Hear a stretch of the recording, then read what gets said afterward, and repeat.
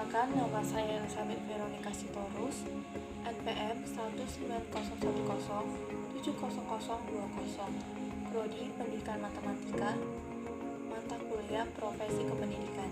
Di sini saya akan menjawab pertanyaan dari tugas yang diberikan.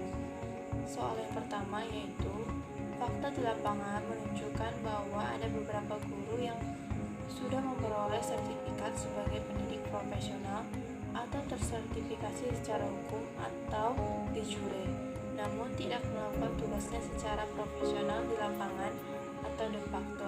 Bagaimana tanggapan Anda terhadap kenyataan yang dimaksud? Jawaban saya, sertifikasi guru adalah proses pemberian sertifikat pendidik kepada guru. Sertifikat pendidik diberikan kepada guru yang telah memenuhi standar profesional guru. Guru profesional merupakan syarat mutlak untuk menciptakan sistem dan praktik pendidikan yang berkualitas. Dasar utama Undang-Undang Nomor 14 Tahun 2005 tentang Guru dan Dosen atau UU-GD yang disahkan pada tanggal 30 Desember 2005. Pasal yang menyatakannya adalah pasal 8, yaitu guru wajib memiliki kualifikasi akademik, kompetensi, sertifikat pendidik, sehat jasmani dan rohani, serta memiliki kemampuan untuk mewujudkan tujuan pendidikan nasional. Seorang pendidik yang telah memiliki sertifikat, maka secara langsung orang akan menyimpulkan bahwa ia adalah seorang pendidik yang profesional. Indikasinya, karena ia telah lulus ujian kompetensi. Namun demikian tidak ada jaminan bahwa seorang pendidik yang telah lulus ujian kompetensi akan menjadi pendidik yang profesional. Meskipun tataran ideal yang diharapkan dari adanya ujian kompetensi tersebut adalah untuk menciptakan pendidik yang profesional.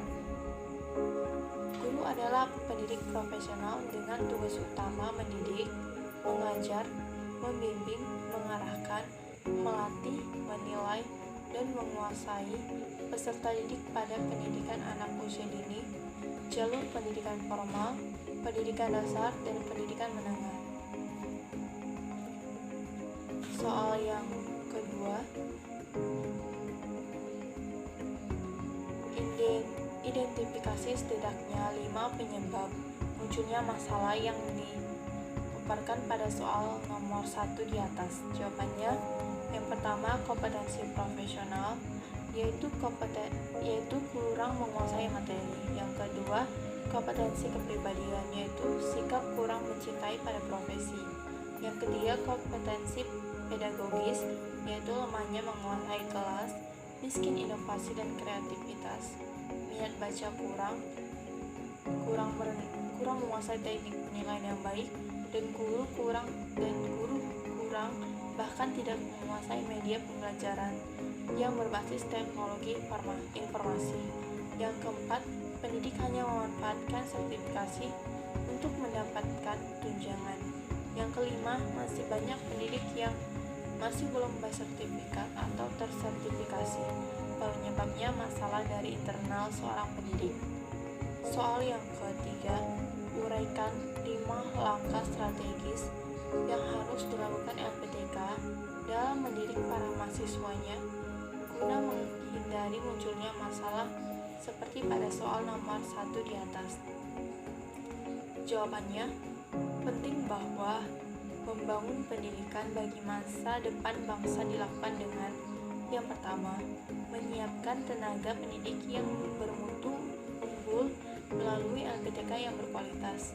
Yang kedua, landasan hukum pengembangan profesi guru. Ketiga, kerjasama merupakan langkah mendasar dan strategis bagi ikhtiar mewujudkan masa depan pendidikan, sekaligus strategi hulu mengatasi problem pendidikan nasional. Yang keempat, upaya meninggalkan profesional. Yang kelima, membangun LPTK berkualitas dan kuat dalam aspek perkembangan, penyelenggaraan, SDM, fasilitas, peserta didik, proses pendidikannya, dan jaringan serta. Soal yang keempat, uraikan 5 langkah solutif yang harus dilakukan untuk mengatasi masalah pada soal nomor 1 di atas sehingga negara tidak dirugikan dengan keberadaan guru yang tidak bekerja secara profesional.